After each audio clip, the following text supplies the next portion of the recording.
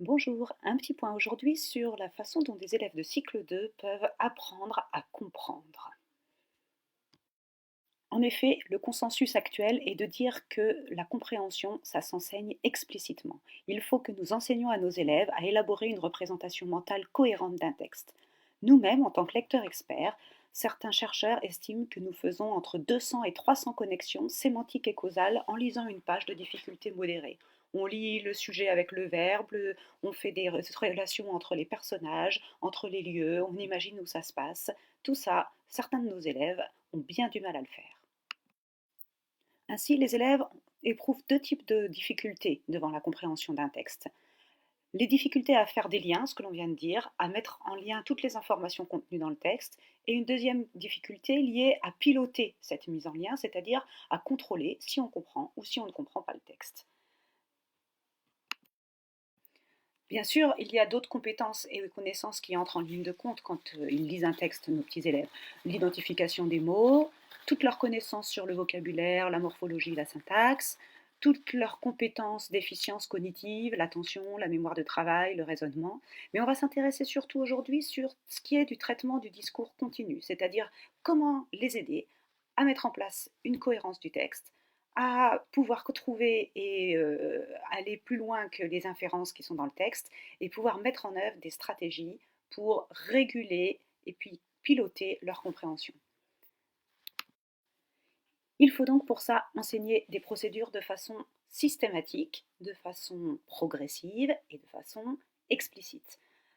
La première chose à faire, c'est de lister ces procédures, comme contrôler sa compréhension, identifier des éléments du récit, comprendre ce que pensent les personnages. On trouve maintenant de plus en plus de listes de ces procédures à enseigner. Une fois que ces procédures ont été découvertes par les élèves, elles sont nommées, elles font référence, on en garde une mémoire, que ce soit une mémoire collective ou une mémoire individuelle, dans un affichage, dans un cahier, pour pouvoir s'en resservir à d'autres moments. Mais pour que ces approches puissent resservir, il faut les entraîner. Il faut que les élèves puissent les faire de manière de plus en plus automatique. Il faut qu'elles puissent être vues, revues. Et pour cela, on a deux grandes approches, deux stratégies d'enseignement. C'est un petit peu de ça dont on va surtout parler aujourd'hui. Une approche intégrée, une approche modulaire. Ces approches sont complémentaires, mais elles sont aussi différentes. L'approche intégrée, que nous allons voir en premier, c'est l'entraînement de ces stratégies sur des textes longs, des textes littéraires, sur une œuvre entière. À partir d'un texte, on recherche quelles sont les stratégies dont on va avoir besoin, on les met en œuvre collectivement ou individuellement, on les nomme, et grâce à ces stratégies, on comprend le texte. On trouve des outils qui font travailler de cette manière-là, de manière intégrée, surtout à partir du travail de Guagou et de Seb, qui ont sorti Naramous pour les élèves de maternelle puis de CP, Lectorino Lectorinette plutôt pour les élèves de CE1, CE2, et le travail de blogueuse qui avait sorti Auditor Auditrix, surtout pour aider les élèves de CP. Ces outils intégrés permettent d'enchasser toutes les compétences nécessaires à la lecture d'un texte à partir d'un support commun. Cette démarche, intéressante parce qu'elle utilise des textes littéraires, nécessite la médiation du professeur. On ne peut pas laisser les élèves faire cette démarche en autonomie. D'un autre côté, on trouve aussi une stratégie qu'on appelle modulaire, où là on prend les stratégies les unes après les autres et on les enseigne une par une aux enfants en leur donnant tout un tas de textes sur lesquels ils vont entraîner uniquement cette stratégie de manière massée et de manière systématique.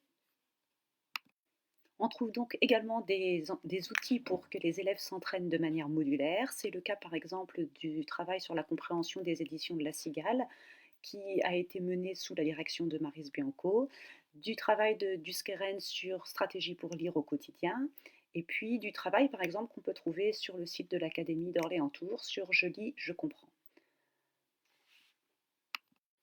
Ces deux types d'approches ont fait l'objet de recherches qui ont toutes montré leur intérêt. Aussi bien l'intérêt du travail modulaire, par exemple avec les travaux de Maryse Bianco, que de celui du travail intégré, comme les travaux de Seb ou de Guagou. Il n'est donc pas question là de les opposer, mais plutôt d'en trouver leur intérêt. La première approche, l'approche intégrée, me semble indispensable parce qu'elle amène à la littérature. Et la littérature, c'est autre chose que juste comprendre. C'est aussi grandir, c'est aussi vivre, c'est aussi éprouver tout un tas de sentiments. Et donc, on ne peut pas s'en passer à l'école. Mais la deuxième approche, elle est intéressante parce qu'elle permet d'être très explicite, d'entraîner les élèves et puis aussi de leur permettre de s'entraîner en autonomie, alors que la première nécessite quand même la médiation de l'adulte. Il me semble donc que dans la classe, ces deux approches peuvent être complémentaires à partir du moment où on fait le lien entre les stratégies que l'on développe sur des textes longs et celles que l'on entraîne sur des textes courts, faits spécifiquement pour cela. Voilà, j'espère que vous en savez un petit peu plus sur les approches pour enseigner la compréhension à nos élèves de cycle 2. Je vous souhaite une bonne journée et à bientôt.